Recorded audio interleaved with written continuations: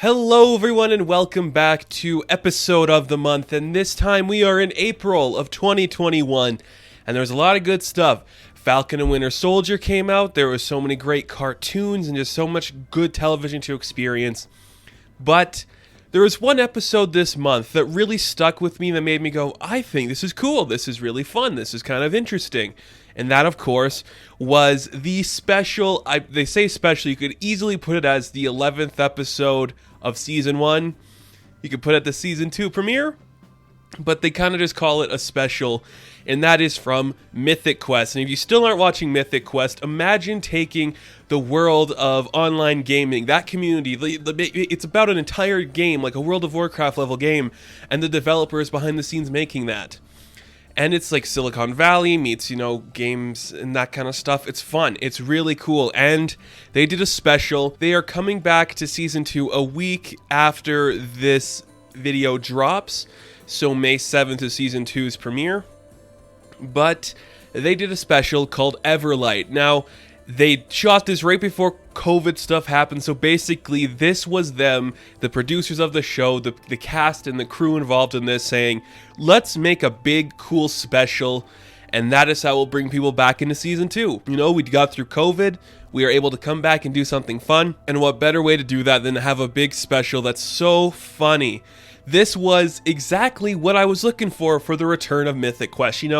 It's unique, it's different, it takes this idea that we've seen before and plays with it in a way that only Mythic Quest could. So basically, they have a big party every year called Everlight. Everyone dresses up, they have fun, they're just doing some cool stuff, and they have a tournament to see who's going to be the victor at the end. And it's just a really fun, just interesting interpretation of a fantasy world in the way that only Mythic Quest could do, because all the characters, they play their parts really well. In particular, David is a character I've really enjoyed seeing. He just gets how to be that weird guy. He plays David Hornsby, of course. He just knocks it out of the park. He's playing this weird cleric guy who's kind of like a wizardy person, but he's not really, wanting to fight in the tournament, and he's scared that his partner is going to attack him because, of course, his partner is Jo, and she's playing an executioner, a dangerous person. She is so excited to get into this tournament and be the villain because you have to have your villain. And, of course, Ian and Poppy, the king and queen of the Everlight world, it's just so fun. I love their chemistry. They play off each other really well. Rob McElhenney, Charlotte Nakato, they're just so good together. And every time they have just a scene where it's just the two of them, you really feel the chemistry and the way that those two play off each other work really well. And Poppy's like, I'm gonna go in the tournament, I'm gonna win it, I can win it, everyone wants to see me win, I'm so good at this stuff, fireball. And she does the fireball stuff a lot, but Ian says, no, you can't. Nobody wants to see the royalty win. That's stupid. We have to find the winner naturally. And of course, it comes to us in the form of Rachel because she's our hero and we have to have her come in and go against Jo. And it's just really fun. It is so cool just the way, because, it does that thing. Obviously, it's silly and campy. It's like a bunch of people in cosplay suits hitting each other with sticks. But the way that the whole world, the whole crew of Mythic Quest gets into the spirit of the game, it really adds to the believability that that's something really fun to see. The way everyone's so engrossed in the story and the characters, it is just a really fun and interesting development to take place, and I thoroughly enjoy that. And when Danny Pudi gets involved, I love Danny. I think he's a tremendous actor, and I could see how doing Community, you'd get stuck in a certain role because you were just so prominent in Community as that thing, as Abed. But the way he plays Brad in this show is so contrast to everything he does as Abed. It's just fantastic. So he kind of comes in after things go a little wrong for some of our teammates and our crew starts to lose in the tournament. We need to have a new heel that can go against our heroes because Jo gets killed. And who's our new villain gonna be? It's Brad. And he is just perfectly encapsulates what the villain needs to be. And when he just comes in to just do the fighting, it is fantastic because it's just so yeah, I'm good at this stuff. I didn't play because it's stupid, but now I'm here. Arrow, arrow, arrow. Stab, stab. It's just so fun, and it just works so well.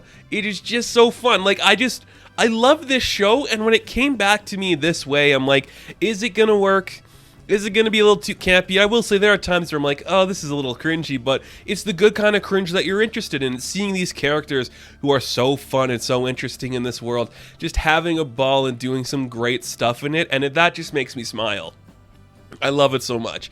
So our heroes get defeated. You know, we saw that Dana and Rachel were kind of like our heroes at the end of the thing, but Brad kills them. We can't end things on a sour note because the idea was Ian and Poppy said Brad would play, but if he wins, they never get to do Everlight again. But they didn't finish because there's 2 more players that enter into the game, and that, of course, is Rob McElhenney and Charlotte Nikado as their characters. And I just love the way as soon as those 2 step in to play the game of Everlight, the tournament, we switch to a different style. We get the nice bars coming up to show the cinematic feel. I'll probably edit them in here. And we just do an incredible homage to some stupid fantasy game where we act out no longer in like silly costumes. They are in full-scale production costumes of like a king knight who's like gonna attack everyone and get the sword from the tree to like save the day. Poppy becomes an actual like magical user. It's so great, and Brad becomes something beyond himself in an actual darkness, and the narrative just takes hold of everyone, and it looks really good, and it's just so fun because there's no background characters. It's just those 3 in an intense fantasy moment that's played up as comedy, but it doesn't feel like comedy. It feels like real acting, and not to say comedy isn't real acting, but you know what I mean. It is so fun. And I think that's a great way to introduce everyone who gets Apple TV to come back and see Mythic Quest in a big way. Because it's like, here it is. We're all back. COVID sucked. Let's come back and do something fun and different. We're all in silly costume. David's trying to take a piss in his stupid costume. Joe's trying to kill everyone. You know, it's just the fun stuff you love from the first season of the show coming back to you in a big bad way, and it's here to be explored again. That to me is exactly what this needed to be, and that's what it was. It was just so satisfying and interesting and creative, and just I loved every second of it. This cast and this crew is fantastic. I love seeing what this show does and the areas it will explore. And this to me was just fantastic at every turn. I absolutely adored this. It just worked so well. Just seeing like the fun tournament style. Everyone's just getting in there having a good time. They're drinking, they're partying, they're killing each other. And then at the end, the victor is crowned. And of course, Ian and Poppy are the heroes of Everlight. The king and queen of Mythic Quest are here. And I'm just super excited for the next season, man. I cannot wait for that to come out and just get back into this world. I'm so glad the show exists because I think this is exactly what television should do now. Just explore different things like this. There's a huge fan base for, and just show the behind the scenes of that in a silly, fun way. And Everlight proved that when you come back from COVID in a big bad way, it can pay off, and it does pay off more often than not. So April 2021, the episode of the month goes to Mythic Quest, the Everlight special. Now, thank you guys for watching this review.